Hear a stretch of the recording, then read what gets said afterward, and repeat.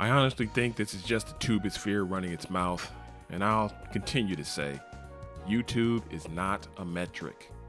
What the YouTube streets want you to believe is everyone and their mama were buying games on Virtual Console, and Nintendo looked at the crazy number of sales for Virtual Console like the Tower of Babel and said, nope, this isn't good.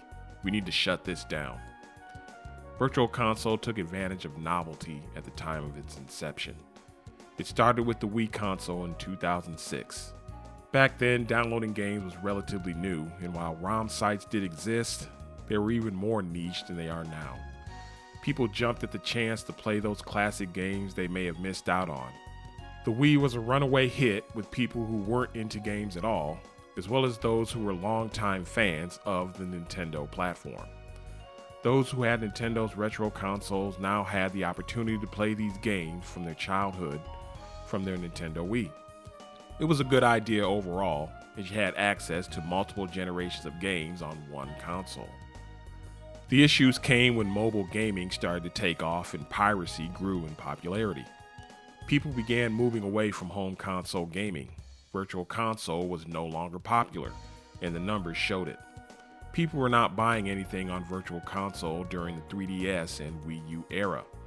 Mobile gaming had taken over, the PS4 was a huge success, and the hardcore gamers saw no reason to spend money on Virtual Console games they could easily get for free on ROM sites. Nintendo saw the lack of interest in the platform and proceeded to shut it down. There wasn't enough support.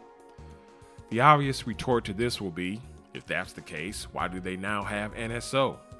The subscription fee model seems to be working, as they're at 38 million subscribers. There's a lot of games I've played on NSO with my subscription. I would not have tried otherwise. If I saw these games on Virtual Console and had to pay $5 or $10 for them, I would not have played them. The actual numbers show the consumer thinks the same way. You have your subscription, you have access to these games you know nothing about, may as well try them and see if you like them. You might find a new favorite. This is something you're not going to do if these games were behind an individual paywall. On Virtual Console, people bought a handful of games and never went back to it again. That's not financially viable enough for a business to keep it going. We need to do away with this narrative of Nintendo not wanting to put up their retro library. They do, but they're not going to do it just to say they did. They're only going to do it if they see there's genuine interest.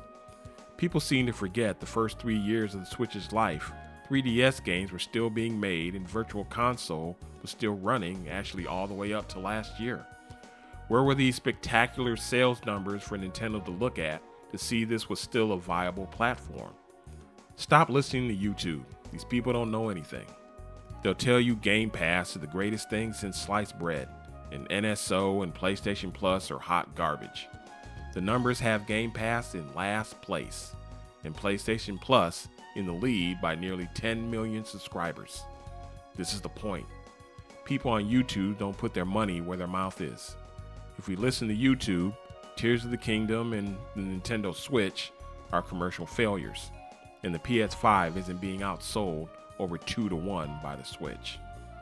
Apple isn't well in the lead in terms of sales over every other phone company by a country mile.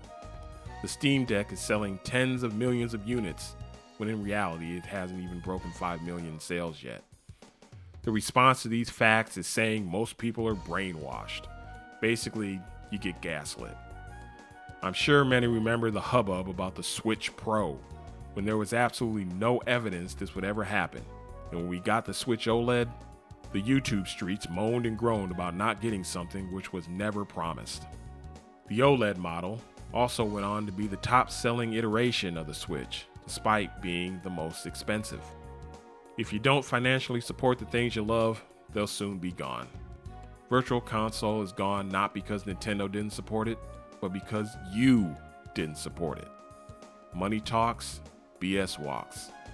Microsoft has deprioritized their gaming hardware, and Sony is putting more and more of their exclusive titles on PC. Why? Because their platforms aren't being supported by consumers. I predict some smart dummy in my comments will say, if no one supports it, then why would they bring it back on NSO? No one wants to play their retro library, right? They certainly didn't when Virtual Console was out and available, but more interest in the Nintendo platform and the growing support for NSO will tip off Nintendo to give it another shot.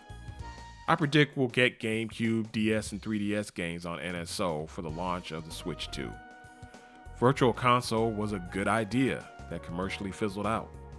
YouTube videos don't pay for hosting servers. Money does. Those on YouTube have proven over and over again they are out of touch with the market, and maybe this is by design. Maybe those on YouTube are the anti-consumers. That's perfectly fine, until you start making claims about a market you clearly have no clue about. It's fine to promote alternatives to what is more popular and give people more choices. Providing alternatives can include an alternate reality. You can't choose that. Remember, none of these gaming companies are your friend, and they don't respond to YouTube videos. They respond to money.